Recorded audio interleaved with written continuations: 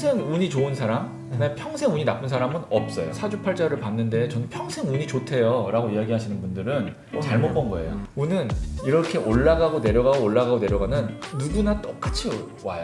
액땜이라는 말 아시잖아요. 그 액땜이 작은 피해로 큰 피해를 피할 때 액땜이라고 네, 이야기를 하거든요. 맞아요. 큰 손해가 있거나 운이 안 좋아지려고 할 때는 반드시 징조가 있어요. 네, 안녕하세요 매브리온 여러분. 오늘은 좀 특별한 시간을 준비했습니다. 타로 마스터이신 정혜돈 선생님 모셨습니다. 네, 안녕하세요. 반갑습니다. 네. 흔히 이제 이런 거 볼 때 막 대운이 들어온다고 하잖아요. 네. 정말 뭘 해도 잘 된다. 네. 넘어져도 금이 있고 네. 정말 대박, 뭘 해도 대박이 난다.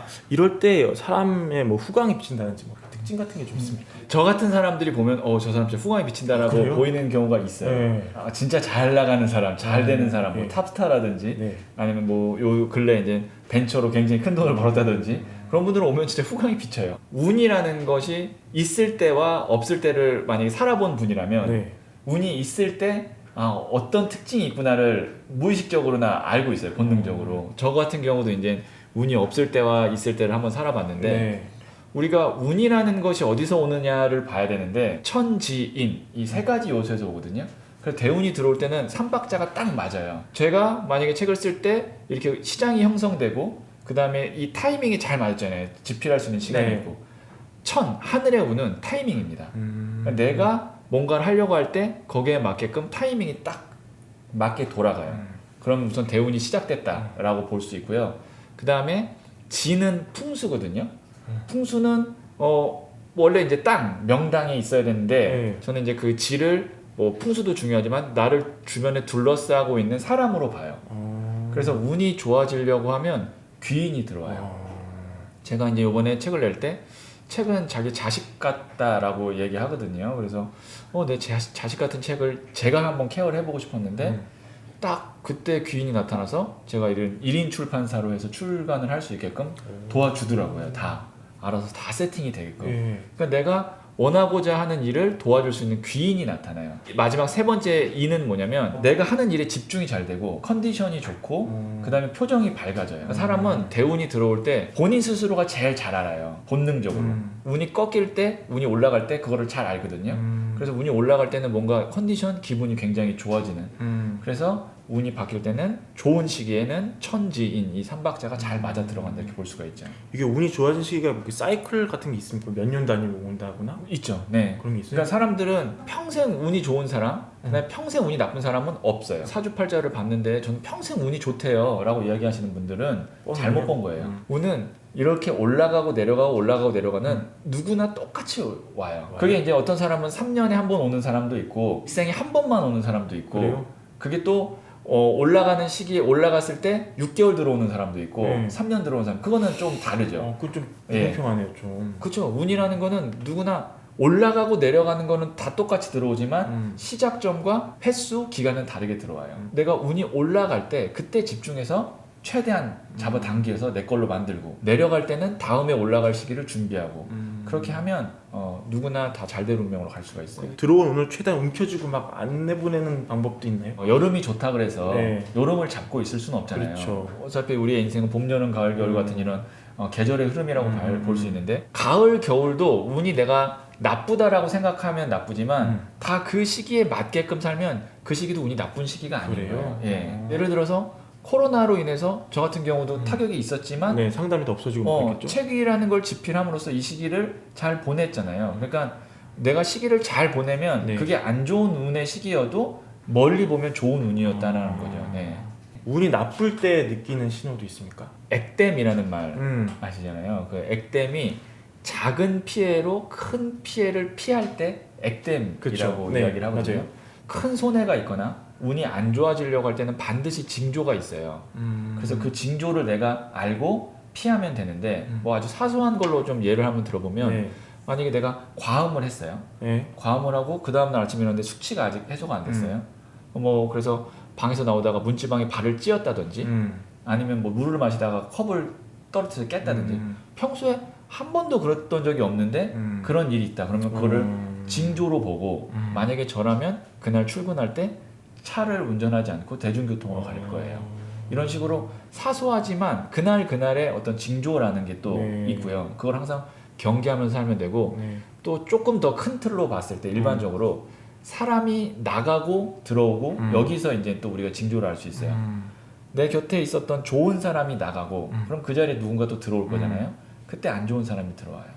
그래요? 그러면 좋은 사람과 안 좋은 사람은 어떻게 구별해요? 라고 했을 때 그냥 좋은 사람은 나한테 득이 되는 사람, 안 좋은 사람은 나한테 손해를 끼치는 사람, 이렇게 심플하게 보시면 돼요. 여러 가지 불행이 겹치는 분들, 이런 분들은 뭐 운이 엄청 나빠서 그런 건가요? 운이 이제 뭐 안 좋아지는, 계속 안 좋아지는 경우가 있잖아요. 정말 어떻게 몇 년 동안 이렇게 운이 안 좋을 수 없나? 되는 게 하나도 없다고. 되는 게 하나도 네. 없고. 그럴 때는 어떻게 해야 되냐면 한 번에 내가 주변을 다 바꿔야 돼요. 그 바꿔야 되는 게 이제 네 가지가 있는데요.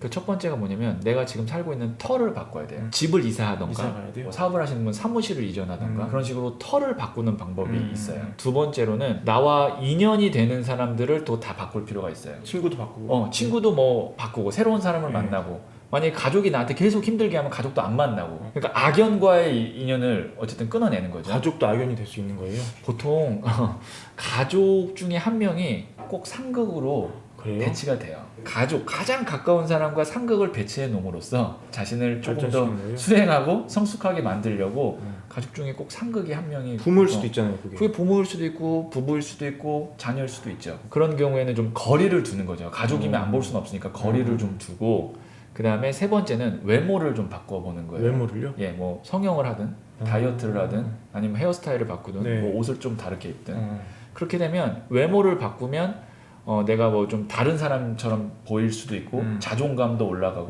그렇거든요. 그리고 네 번째는 새로운 도전을 해보는 거예요. 안 하던 거. 뭐 예를 들어서 내가 타로 카드를 한번 배워본다든지 아니면 뭐 책을 한번 써본다든지 그런 식으로 뭔가 안 해보던 걸 하면 나도 모르고 있던 잠재력이 깨워질 수가 있어요. 근데 이거를 하나하나 따로 하는 게 아니고 네 가지를 동시에 해야 돼요. 어디서부터 잘못됐는지 우리가 알 수 없기 때문에. 그러게요.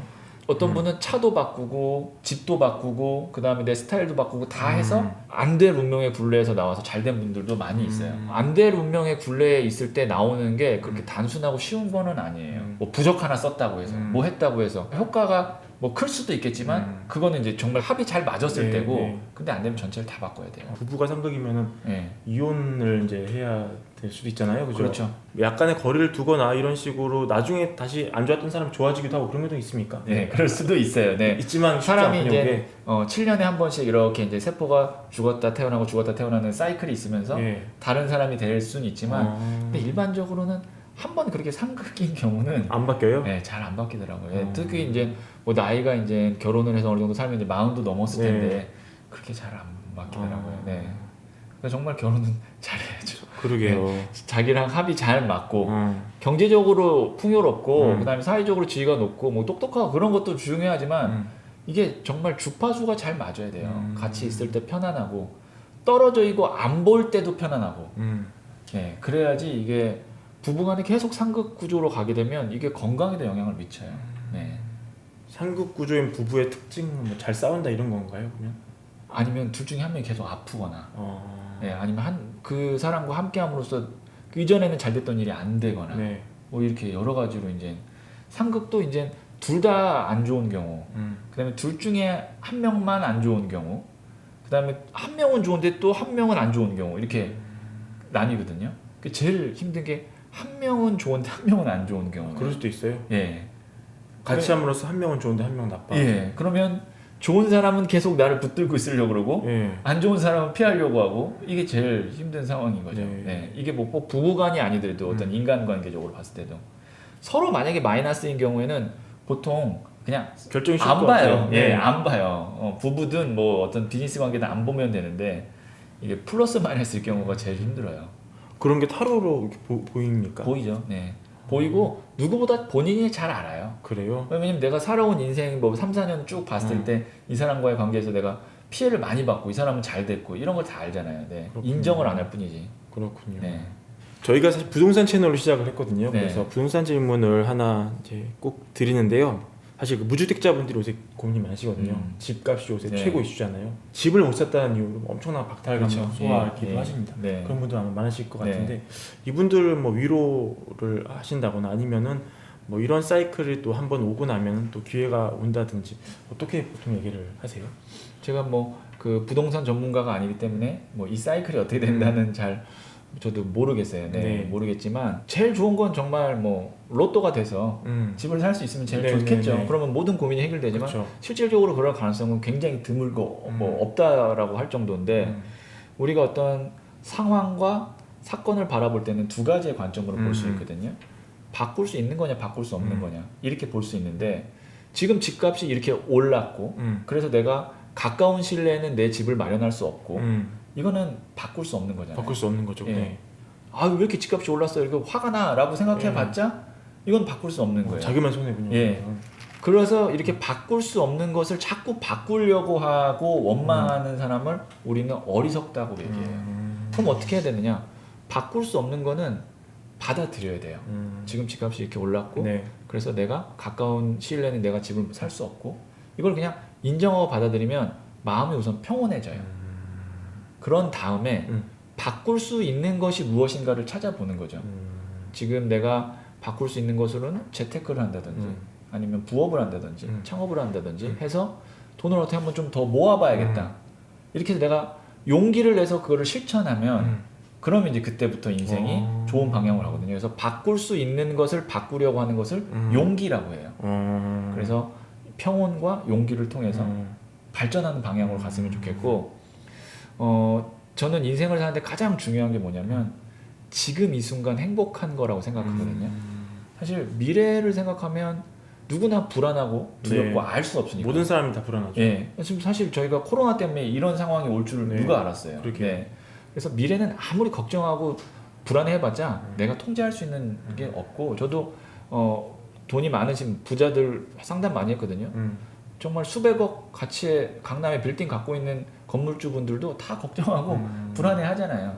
그래서 내가 중요한 건 미래를 걱정하고 준비하는 건 물론 필요하지만 제일 중요한 건 지금 이 순간 행복한 게 제일 중요하다고 생각하시고 그거에 해가 되는 거는 웬만하면 안 하시는 게 저는 좋겠다라고 생각해요. 네. 지금 이 순간 행복하기 위해서 좀 주력하거나 좀 강조해야 되는 그런 부분도 있습니까? 내가 무엇을 할 때 행복한지를 모르는 분들이 많아요. 네. 예. 거의 모를 것 같은데요. 예. 그러기 위해서는 그 행복이 무엇인지를 내가 찾아야 돼요. 찾기 위해서는 해봐야 돼요.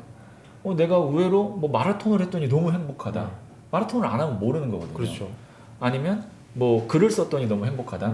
그러니까 내가 행복을 찾기 위해서 치열하게 도전해보고 치열하게 탐색을 하지 않으면 네. 행복을 찾을 수 없어서 우선 그 행복이 무엇인지 남에게 보여지는 것이 아니라 내가 진짜 할 때 행복이 무엇인지를 찾는 거를 한번 해보시면 좋을 것 같아요. 네. 그렇군요. 근데 이런 얘기를 타로로 어떻게 이게 스토리를 엮어내세요?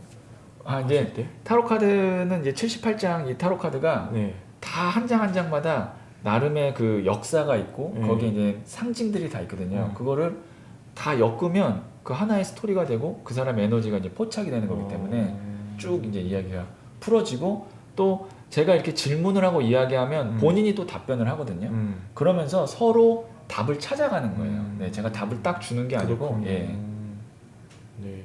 이 얼마나 고수인지에 따라서 해석하는 내용이 좀 다를 수도 있겠어요. 그래요. 타로 카드를 볼 때. 네, 그래서 이제 이 뭐 사주팔자든 별자리든 타로든 관상이든 주역이든 이거를 이제 뭐 운명학이라고 하거든요. 네. 사실 뭐 사주팔자도 그렇고 별자리도 그렇고 뭐 사주팔자는 8글자, 별자리는 나온 차트 그걸 보고 해석하는데도 상담하시는 분들마다 그 상담의 그 어떤 깊이가 다르거든요.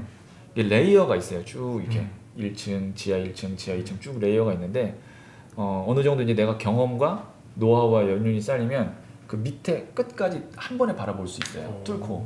그럼 그 안에 있는 본질이 보여요. 표면은 누구나 볼 수 있어요. 표면은. 근데 이제 쌓이면 쌓일수록 이것도 데이터, 무의식의 빅데이터거든요. 그게 쌓이면 완전 밑에 본질까지 딱 보면서 이게 여기에 나와요. 이제 이 말이 나오면 그렇군요. 예, 이분이 본질을 제가 읽어드렸구나를 알 수 있는 거죠. 네. 그렇군요. 주택 마련 주식 대박 매불이 하나면 오케이입니다. 매불이 구독 누르시면 부자 됩니다. 좋아요 누르시면 더 부자 됩니다.